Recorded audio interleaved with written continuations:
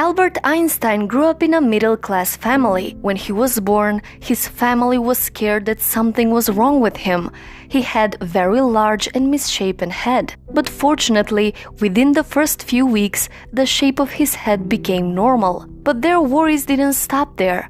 When he was very young, his parents thought he might be intellectually disabled, because he was very slow to learn to talk and did not speak until he was 4 years old. At that time, he often formed full sentences in his thoughts, but did not speak. He used to practice the sentences in his head or whisper them softly under his breath until he got them right, and then say them aloud. Many people believed Einstein would never succeed at anything. When he was 5 years old, his father showed him a simple pocket compass, and Einstein was fascinated, and that was the beginning of his obsession with science. He also began playing the violin at the age of 6 and would continue to play throughout his life. At school, Einstein was a good student. Most of his grades were high, and he was near the top of his class, but mainly because of math and science, so his grades depended mostly on his interest in the subject. When Einstein was only 10 years old,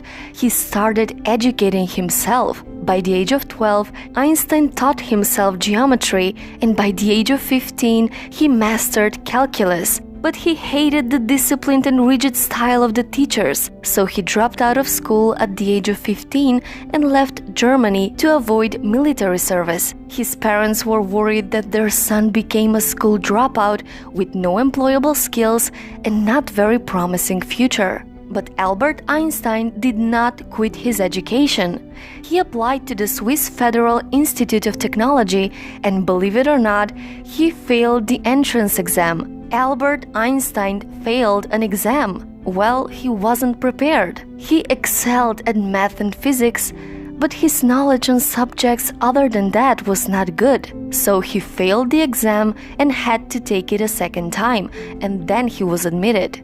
There he met his future wife, Mileva Maric. She was the only woman among the 6 students in that section. After finally graduating, he couldn't get a job in academia for almost a decade. Every one of his professors knew that Albert was brilliant, but they were also bothered by his rebellious and disobedient side, so they refused to recommend him for various positions, so the academic institutions wouldn't hire him. But young Einstein needed money, so he got a job as a clerk in a patent office. The job was mostly mindless and very easy for Einstein, so he liked the job because he had so much free time to study and research while working there, and he developed his most important theories while working his boring job.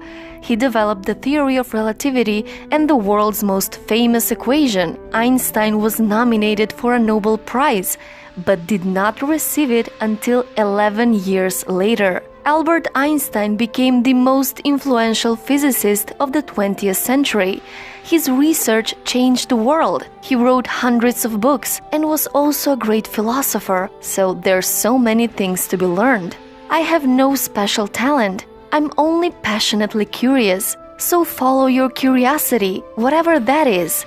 See where it goes. Never be afraid to question the world around you. And don't be afraid of failing and making mistakes along the way. A person who never made a mistake never tried anything new. Dare to discover and dare to make mistakes. That's what divides successful people from unsuccessful. Don't be afraid to conquer your fears, and don't be afraid to follow your passion. You don't have to be the next Einstein. Be the best you can be. So rise up tomorrow and become a person you would be proud of. The world is waiting for you. So, what's your story?